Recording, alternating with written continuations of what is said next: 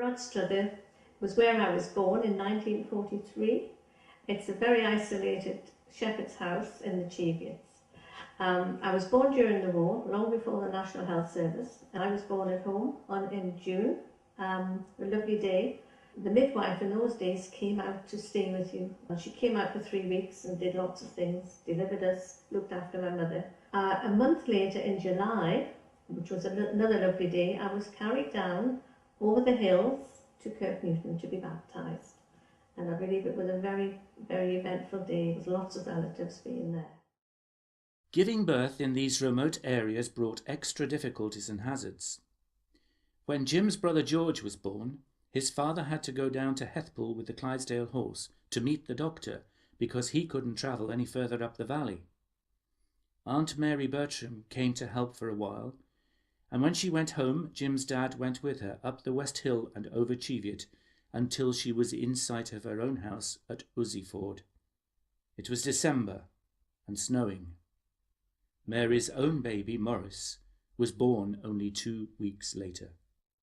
My brother was born before me, obviously a year and a half before me.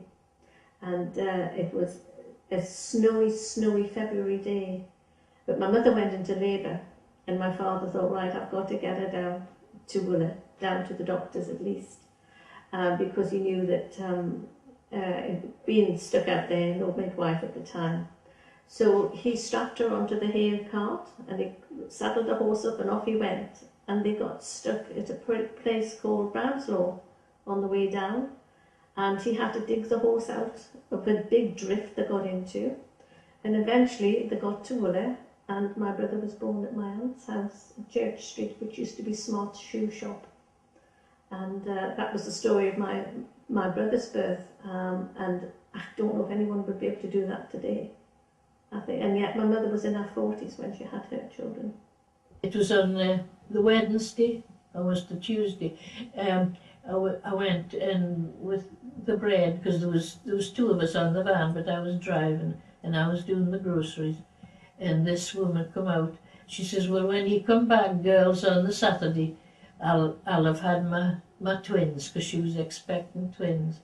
And I've never forgot it. When we went back on the Saturday and she was dead and so were the twins. And that stands out in my memory.